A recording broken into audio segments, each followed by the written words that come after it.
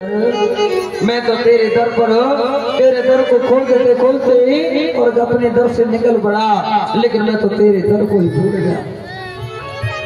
घनश्याम तुम्हें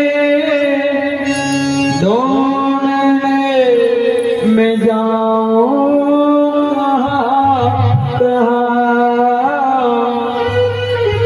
अपने विरह की याद दिलाऊं कहाँ, अपने विरह की याद दिलाऊं कहाँ कहाँ। शाम सुंदर मैं तो तेरे दर को भूल गया। मैया सुदामा की भूख प्यास सब मिट गए। भूख लगती है ना प्यास लगती है, जिंदगी अब उदास लगती है। कैसे आऊं मैं द्वारिका तेरी आस भी अब निराश लगती है, आस भी अब निराश लगती है। और तो सुदामा का मन में देखो, पाँव में सैकड़ों कंटक लगे, पाँव में रक्त निकल रहा है और मार्ग में चलते चलते एक और व्यवधान आ गया। क्या एक गहरी नदी जिसमें जल का स्तर बड़ तीव्र वेग से बढ़ रहा है, उस नदी को पार करने का कोई उपाय सुदामा को सूझ नहीं रहा। मैयाओ सुदामा का मन उदास हो गया। सुदामा जी सोचने लगे कि लगता है द्वारिकाधीश हमें तुम्हारे दर्शन नहीं होंगे। क्यों? क्योंकि इस नदी को पार करने का कोई उपाय नहीं। मैयाओ सुदामा जी उदास हो गए और उदास होकर उस नदी के किनारे एक वृक्ष के नीचे जाकर के बैठने को हुए।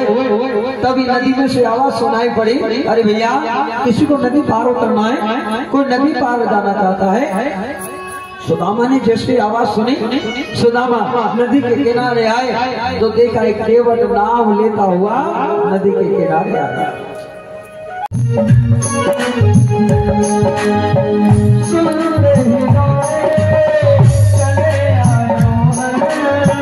लगाया सुदामा को लगाया सुदामा को मोहन किस चले आए मोहन लगाया गले से सुदामा को मोहन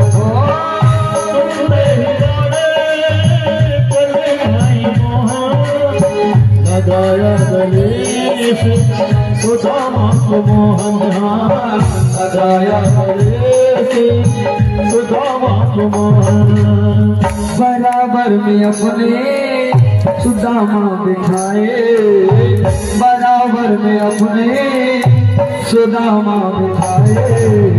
ये मेहमान कैसा अजीब है, ये मेहमान कैसा अजीब गया है। हमारे द्वार पालो कन्हैया सुनेरो, हमारे द्वार पालो कन्हैया सुनेरो। कि मिलने सुदामा गरीब गया है, मिलने सुदामा गरीब गया। और कन्हैया जैसे कन्हैया ने नाम सुना सुदामा, सुदामा दौड़ लगाए अपने तन के सुदूर सारथी। कहाँ पर चढ़ पादुका गिरी, कहाँ पर कहानी कमरिया गिरे, मार्ग में सैनिक मिले उनको भी टक्कर मारी गिरा दिए। मेरा मित्र आया है, सुदामा आया, दोनों हाथ पसार करके दौड़ लगा। मैयाओ सुदामा ने देखा कि अब तो कन्हैया को लौट कर आने में थोड़ा विलंब हो रहा लगता है। सुदामा मन में विचारने लगे कि द्वारिकाधीश जब हमारा मित्र था तब तो द्वारिका नरेश नहीं था, तब तो राजा भी नहीं था, तब तो मथुरा में रहता था, तब तो हमारे जैसे ब्राह्मणों के लिए समय होता था। लेकिन आज अब तो द्वारिकाधीश मथुरा का राजकुमार नहीं, द्वारिका का चक्रवर्ती सम्राट होने आया है। अब हमारे जैसे निर्धन ब्राह्मणों के लिए भला उसके पास समय कहाँ हुआ, इसलिए कन्हैया ने आने में विलंब कर दिया। कन्हैया नहीं आएगा। सुदामा उदास हो गए और उदास होकर के लौट कर चले गए। मैं आओ, जब सुदामा लौट कर जा रहे हैं तो मेरे प्रभु दौड़े दौड़े द्वार पर आए। सुदामा द्वार से कुछ दूर निकल गए। द्वार वालों से मेरे प्रभु ने पूछा, कहाँ है सुदामा, कहाँ है मेरा मित्र? द्वार वालों ने बताया, प्रभु अभी अभी निकल करके गए। दौड़ लगाए, सुदामा ओ सुदामा। सुदामा ने जस्ट मेरे प्रभु की आवाज को सुना, पीछे मुड़ करके देखा तो देखा मेरे प्रभु दोनों हाथ पसारे, नेत्रों से अश्रु की धार बहे और रो रहे हैं। सुदामा दौड़ करके मेरे प्रभु के पास में आए और मेरे गोविंद ने अपने हृदय से कहा, मित्र बरसों के बाद तो तुम्हें मेरी याद आई और आज बिना मुझसे मिले चले जा रहे थे। सुदामा कहने लगे कि कन्हैया तुमने आने में देर जो कर दिया।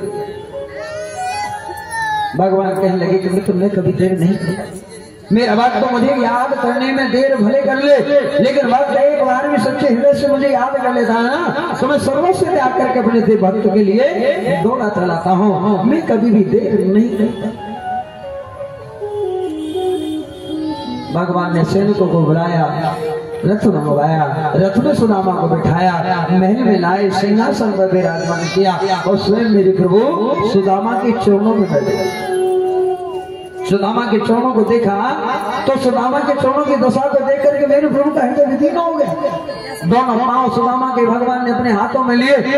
सुदामा के चरणों में संकटों कंटक लगे हुए और मैं आओ सुदामा के कांटों की और रक्त निकलते हुए दशा को देख करके मेरे प्रभु रोने लगे, अश्रु प्रवाह करने लगे।